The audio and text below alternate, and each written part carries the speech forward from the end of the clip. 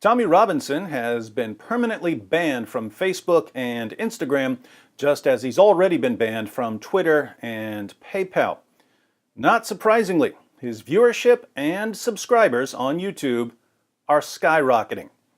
As we see examples of various commentators and content creators being deplatformed, we shouldn't lose sight of the larger battle that's raging all around us.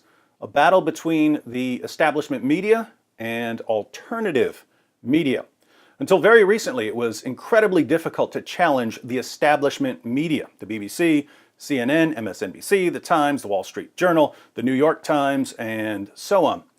You could speak at a rally or print leaflets to share your dissent, but since you simply didn't have the reach of the establishment media, your voice would be drowned out in a flood of politically correct propaganda.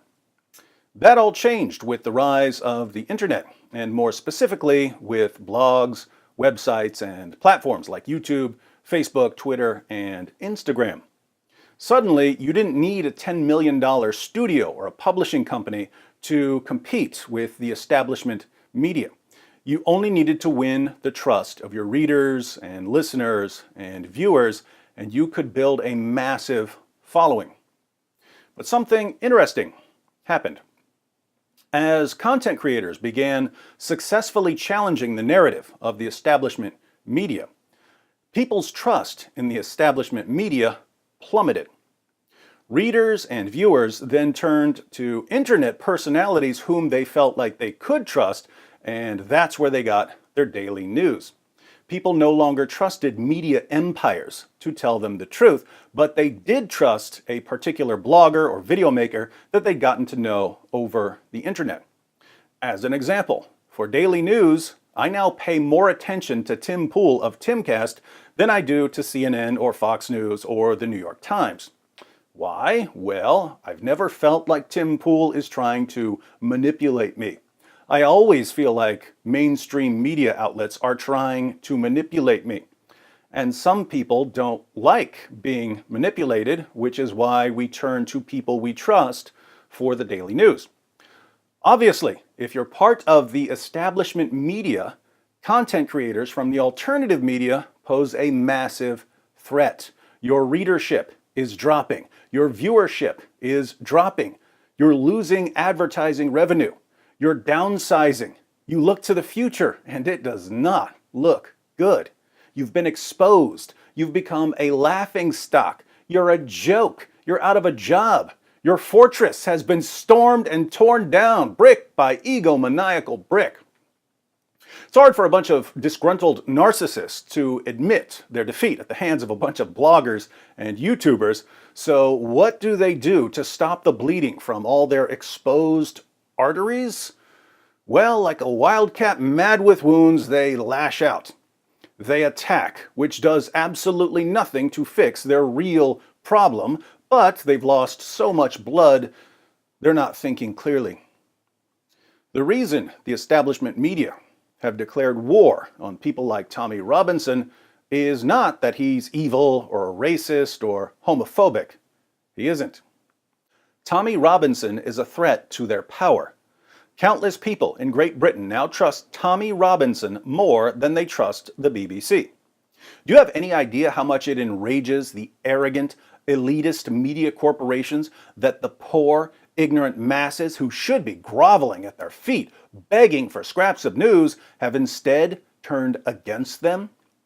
Can you imagine what it feels like to be sitting comfortably in your ivory tower, looking down with contempt at the common folk, only to see the common folk turn away from gazing up at you in adoration and instead decide to lift up one of their own, someone they trust? Totally unacceptable. So what do?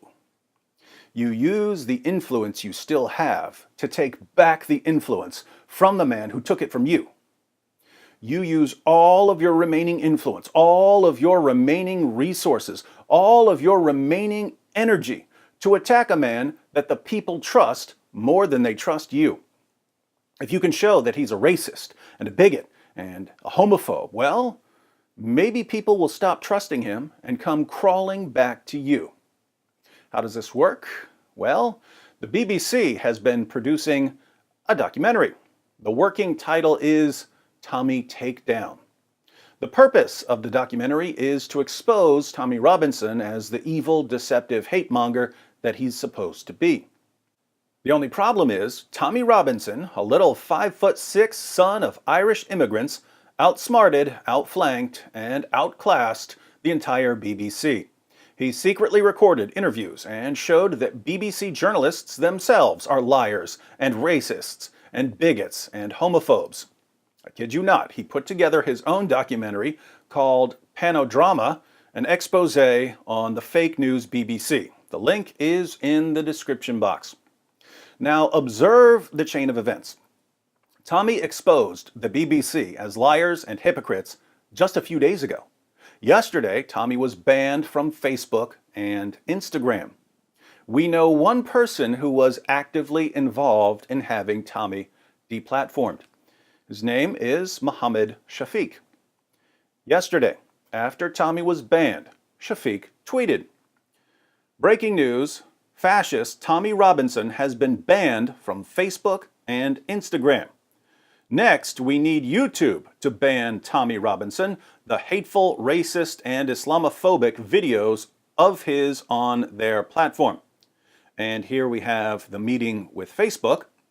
I can reveal I recently had a meeting with Facebook to discuss Tommy Robinson pages and their impact in brainwashing his supporters to become terrorists and use violence against Muslims. A very good result, and I am proud of my role. So, Mohammed Shafiq met with Facebook to try to get Tommy Robinson deplatformed. Why is this interesting? Well, we can read Shafiq's description. Muslim broadcaster on TV, radio, columnist, chief executive of the Ramadan Foundation, and paper reviewer Saturdays for BBC 5 Live. Mohammed Shafiq works for the BBC, the company that just tried to sneak up on Tommy in order to expose him, not realizing that Tommy was sneaking up behind them until he pulled their collective pants down and finished them off with an atomic wedgie. What do you do if you're the BBC and you've been exposed as liars and racists and elitists and homophobes? At this point, simply discrediting Tommy Robinson isn't enough. You have to silence him.